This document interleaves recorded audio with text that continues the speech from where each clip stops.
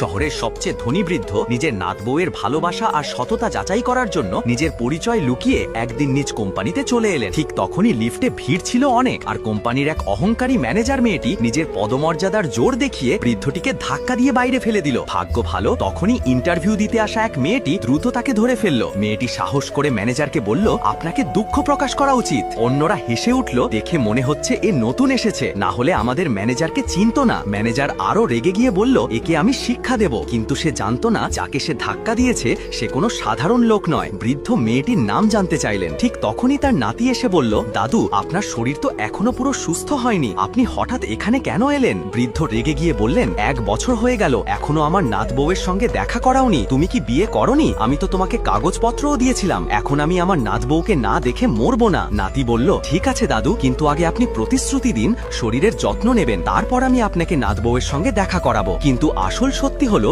যে মেয়েটি আজ বৃদ্ধকে সাহায্য করেছিল সেই ছিল তার আসল নাত বউ। আসলে 1 বছর আগে নাতি বিয়ের জন্য পরিবারের চাপে পড়ে নিজের অ্যাসিস্ট্যান্টকে বলেছিল যে কোনো একটা মেয়েকে খুঁজে দাও, তাড়াতাড়ি বিয়ে করে ফেলবো। ওদিকে মেয়েটিরও টাকার প্রয়োজন ছিল তার দিদিমার চিকিৎসার জন্য, তাই সে রাজি হয়ে গেল। তাদের প্রথম দেখা হয় এক ঝগড়ার মধ্য দিয়ে। গাড়ি এমন চালাও, মরতে চাও? সরি, ভুল আমারই ছিল, ক্ষতি যা হয়েছে আমি দিয়ে দেব। সেই মেয়েকেই নাতির জন্য বেছে নেওয়া হয় এবং মেয়েটিও রাজি হয়ে যায়। বিয়ের শেষে তারা শুধু নম্বর বিনিময় করেছিল, তারপর আলাদা হয়ে গিয়েছিল। 1 বছর পর তারা ডিভোর্স নিতে যাচ্ছিল, কিন্তু দাদুর হঠাৎ ফেরা সবকিছু বদলে দিল। মেয়েটি ভেবেছিল এবার সে মুক্ত হবে, তাই ডিভোর্সের আগেই চাকরি খুঁজতে বেরিয়েছিল। আর তখনই ঘটে সেই লিফটের ঘটনা। দাদুকে খুশি করতে নাতি বলল, আমি আপনাকে নাত বউয়ের সঙ্গে অবশ্যই দেখা করাবো। দাদু বললেন, আজ আমি এক মেয়েকে দেখেছি, খুব ভালো, নাম সংশিনিং, ওকে কোম্পানিতে রাখো। নাতি বলল, দাদু, চাকরি তো যোগ্যতা দেখে দেওয়া হয়, যোগ্যতাই আছে, তাই তো ইন্টারভিউ দিতে এসেছে, আর মনও ভালো, আমি ওকে পছন্দ করি। ঠিক আছে, আমি ওকে রাখবো। ইন্টারভিউ রুমে ডাক এলো, কে সংশিনিং?